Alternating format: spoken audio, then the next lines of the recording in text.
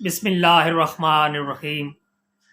तमाम हम्दो सना उस ज़ात अहद के लिए है जो हर हम्द के लायक है, और बेहद दरूद व सलाम उन हस्तियों पर जिनके सदक़े में कायनात को खल किया गया। अस्सलामु अलैकुम मोहतरम नाज़रीन, हकीम जौहर अब्बास एक और नुस्खे के साथ आपकी खिदमत में हाजिर है। मोहतरम नाज़रीन, आज का जो नुस्खा है ये ख़ुसूसन बुखार के हवाले से है। चाहे बुखार पुराना हो या नया, चाहे मौसमी हो या फिर कोई और, तो उसके लिए ये बहुत ज़्यादा मुजर्रब और अहम नुस्खा है। और इसकी खसूसियत ये है कि इसे कोई भी घर पर आसानी से बना सकता है और इस्तेमाल कर सकता है। ना इसका कोई नुकसान है, ना इसका कोई साइड इफ़ेक्ट है।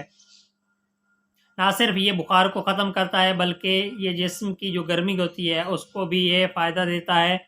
और अगर ये शरबत जो है गर्मियों में इस्तेमाल किया जाए तो जो सेहत है वो बिल्कुल तंदुरुस्त रहती है, तबीयत ठीक रहती है और बुखार भी नहीं होता।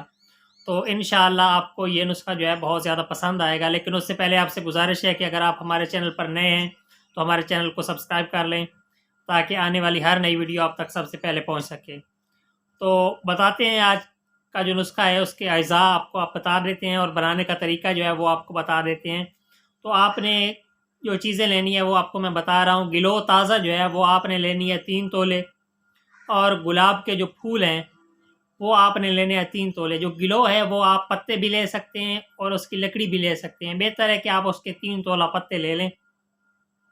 और गुलाब के फूल जो हैं ये आप 3 तोला ले लें। ऑप्शन 3 आप जो है वो भी 3 तोला ले लें। और नीलोफर जो है वो भी आप 3 तोला ले लें।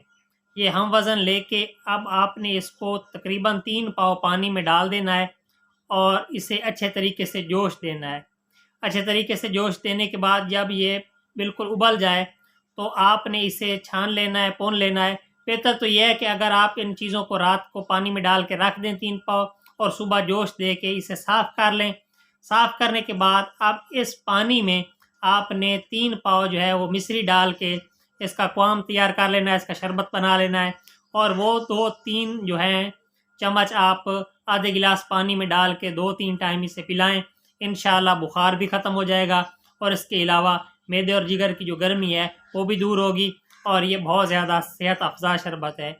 तो उम्मीद है आपको पसंद आया होगा। बनाने की तरकीब भी मैंने आपको बता दी है। मज़ीद अगर कोई मसला हो तो आप कमेंट में हमसे पूछ सकते हैं। तो मिलते हैं अगली वीडियो में। अगली वीडियो तक हकीम जौहर अब्बास को इजाज़त दीजिए। तब तक के लिए अल्लाह हाफ़िज़।